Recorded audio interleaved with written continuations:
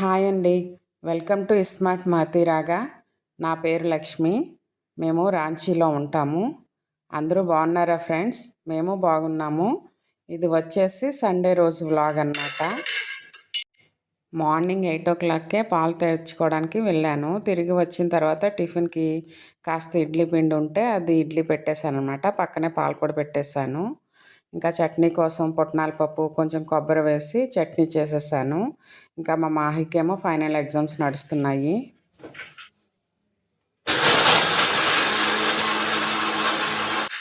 March 16 కల్లా exams అయిపోతాయి. ఇంకా చట్నీకి తాలింపు పెట్టి చట్నీలో కలిపేశాను. ఆ రోజు మా వారికి బీ షిఫ్ట్ డ్యూటీ. తనేమో మార్కెట్కి వెళ్ళారు. బీ షిఫ్ట్ అప్పుడు వంట అది రెడీగా తొందరగా చేసుకోవాలన్నమాట. ఎందుకంటే 12:30 కల్లా డ్యూటీకి వెళ్ళిపోవాలి. అంత తొందరగా డ్యూటీకి వెళ్ళాలంటే కనీసం 12 కన్నా లంచ్ చేసేయాలి. ఇంకా మార్నింగ్ టిఫిను వెంటనే మళ్ళీ లంచ్ అంటే తినరనమాట. అందుకనే మార్నింగ్ బ్రేక్ఫాస్ట్ అనేది కొంచెం లైట్గా చేస్తాను బీ షిఫ్ట్ ఉన్న రోజు. అందుకనే కొంచెమే ఇడ్లీ పిండి ఉంది. సరే 2 ఇడ్లీలు 3 ఇడ్లీలు తింటే ఏం కాదులే అని చెప్పి ఇడ్లీ పెట్టేశానమాట. బ్రేక్ఫాస్ట్ ఎక్కువైపోయింది అనుకోండి, ఇంకా లంచ్ డ్యూటీకి పెట్టేస్తానమాట. బాక్స్ పెట్టేసి ఇస్తాను. అప్పుడు డ్యూటీకి వెళ్ళిన తర్వాత అక్కడ భోంచేస్తారు. చూసారా ఇడ్లీలు ఎంత సాఫ్ట్గా వచ్చాయో. ఇవి ఉప్పుడు బియ్యంతో చేశానమాట. నా దగ్గర ఉప్పుడు బియ్యం చాలా ఉన్నాయి. ఇంకా ఇలా ఇడ్లీకి నానపెట్టేస్తున్నాను. ఇడ్లీలు అనే కాదు, దోశలు కూడా వేసుకోవచ్చు.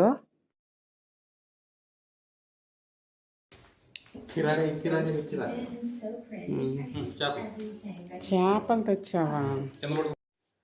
నేనేమో చికెన్ తెచ్చేయండి అని చెప్తే చూసారా చేపలు తీసుకొచ్చారు. ఇంకా చేపల్ని శుభ్రంగా క్లీన్ చేసేసుకొని సాల్ట్ పసుపు అది కలిపి పెట్టేసుకున్నాను. మా వారికి టిఫిన్ కూడా ఇచ్చేసాను.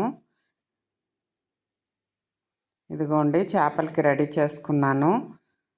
చింతపండు నానబెట్టుకున్నాను. అన్నీ రెడీ చేసుకున్నాను. మసాలాకి నేను ఎప్పుడు చేసినా ఇలాగే చేస్తానన్నమాట. చూసారా గసగసాలు, నువ్వులు, ధనియాలు, జీలకర్ర, కొద్దిగా ఆవాలు, మెంతులు, అలాగే కొబ్బరి, ఎండు కొబ్బరి, 2 మొగ్గలు, చెక్క, 2 ఇలాచి, అలాగే ఆనియన్ 1 ఆనియన్ని తీసుకున్నాను అనమాట స్మాల్ సైజు. అలాగే టమాటా 1, అల్లం వెల్లుల్లి ఇవన్నీ కలిపి పేస్ట్ చేసుకుంటానమాట. ఇలా మీ మసాలా పేస్ట్ ఒకటి రెడీ చేసుకున్నాం అనుకోండి, ఫిష్ కర్రీ అనేది తొందరగా అయిపోతుంది. స్టవ్ మీద కడాయి పెట్టుకొని దాంట్లో ఆయిల్ వేసుకోవాలి. కొద్దిగా ఎక్కువే వేసుకోవాలి. టేబుల్ స్పూన్ ఆయిల్ వేసాను. అలాగే కట్ చేసుకున్న ఆనియన్ కొన్ని ముక్కలు అనమాట, కొన్ని మిగతాదంతా పేస్ట్ చేసుకున్నాను కదా. ఈ ఆనియన్, ఈ కరివేపాకు ఫ్రై అయిన తర్వాత ఈ మసాలా పేస్ట్ కూడా వేసుకొని బాగా ఫ్రై చేసుకోవాలి. తర్వాత కారం వేసుకోవాలి. ఆల్రెడీ నేను ముక్కల్లో కలిపి పెట్టానన్నమాట. కారం, పసుపు, సాల్ట్ అన్నీ వేసి ఆ తర్వాత ఇదంతా బాగా ఫ్రై అయిన తర్వాత చింతపండు రసం కూడా వేసుకొని పులుసుకు తగ్గ వాటర్ కూడా వేసుకొని అది బాగా మరిగిన తర్వాత ఈ చేప ముక్కలను కూడా వేసుకొని ఒకసారి అలా తిప్పుకొని మూత పెట్టి కుక్ చేసుకోవాలి.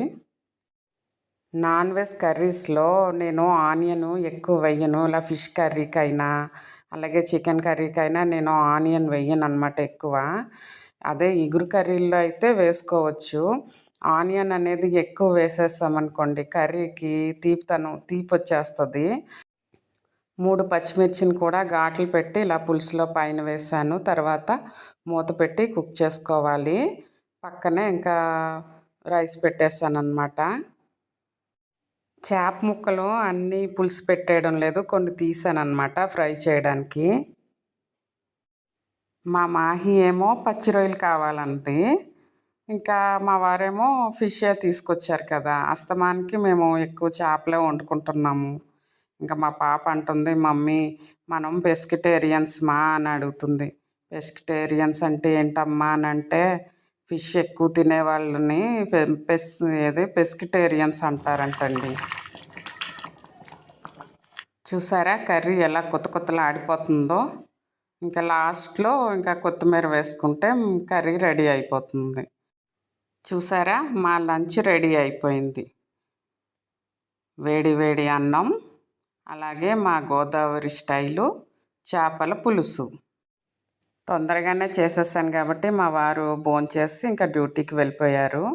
ఇంకా ఈవినింగు ఇలాగా కొద్దిగా చికెన్ ఉండిపోయింది, దాన్ని పికిల్ చేసేసానన్నమాట.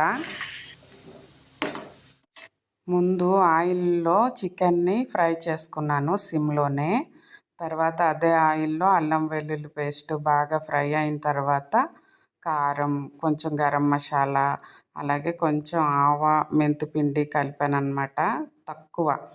ఆ తర్వాత ఈ ఫ్రై చేసుకున్న చికెన్ పీసెస్ని కూడా వేసి కలిపేసుకొని చల్లారిన తర్వాత నిమ్మరసం కలుపుకుంటే చికెన్ పిక్కల్ రెడీ.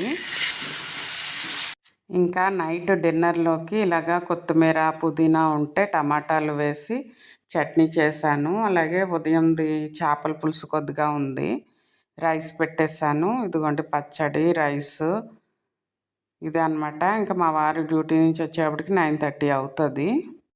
మా పాపని చదివిపిస్తూనే ఈ పనులన్నీ చేసుకున్నాను అనమాట. నెక్స్ట్ డేనే మా మాహికి ఎగ్జామ్ ఉంది.